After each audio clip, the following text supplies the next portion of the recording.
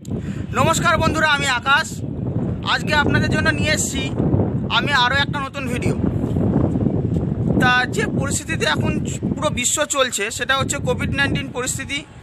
সে COVID-19 পরিস্থিতি থেকে বের হওয়ার জন্য কবে কোভিড-19 ভ্যাকসিন আসতে চলেছে, তার দাম কীরকম হবে এবং ভারত সরকার কিভাবে এই কোভিড-19 ভ্যাকসিনটা সবাইকে বিতরণ করবে, মানে কিভাবে কোভিড-19 ভ্যাকসিনটা দেওয়া হবে, সেই নিয়ে বিস্তারিত আজকের ভিডিও। তো বন্ধুরা, আপনাদেরকে একটা কথা বলার, সেটা হচ্ছে আপনারা দয়া করে এই ভিডিওটা স্কিপ করবেন না, পুরোটা দেখুন। ইমেলের মাধ্যমে ভ্যাকসিন রেজিস্ট্রেশন, সতর্ক করছে সরকার। ভ্যাকসিন নিয়ে জালিয়াতি শুরু হয়ে গিয়েছে। এর মধ্যেই কোভিড ভ্যাকসিনগুলি বিশ্বের বিভিন্ন দেশে প্রয়োগ করা শুরু হয়েছে।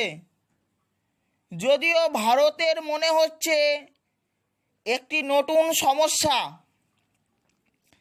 টিকা জালিয়াতির ইমেলগুলি ইতিমধ্যেই অনেকের কাছে পৌঁছেছে।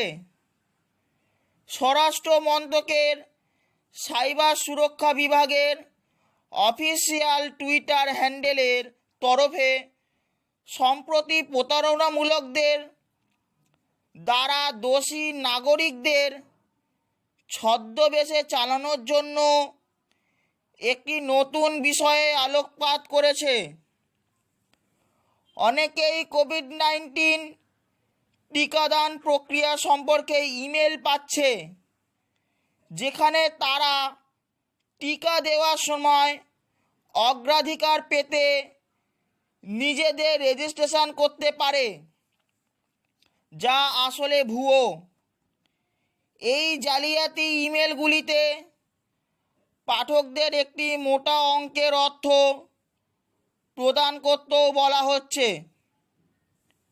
সাধারণ মানুষকে ভীতি দেখিয়ে এ কাজ হচ্ছে, এমন সতর্কবার্তাই দেওয়া হয়েছে।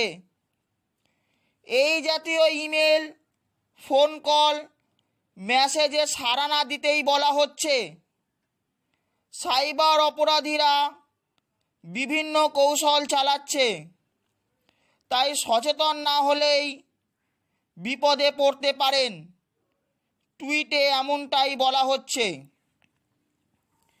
এদিকে ভারত আর কয়েকদিনের মধ্যেই ছাড়পত্র পেতে পারে কোভিশিল্ড ভ্যাকসিনের।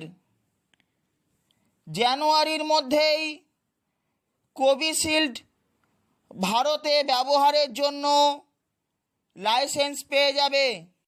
ভিডিওটি সম্পূর্ণ দেখার জন্য আপনাদেরকে অসংখ্য ধন্যবাদ। আশা করছি এই ভিডিওটি আপনার অনেক কাজের লাগবে, আর একটা লাইক দিয়ে দেবেন। আপনি যদি আমার চ্যানেল নতুন হয়ে থাকেন তাহলে প্লিজ চ্যানেলটাকে সাবস্ক্রাইব করবেন আর বেল আইকনটা ক্লিক করে দেবেন আরও নিত্য নতুন ভিডিও সবার আগে আপডেটেড পাওয়ার জন্য। ধন্যবাদ।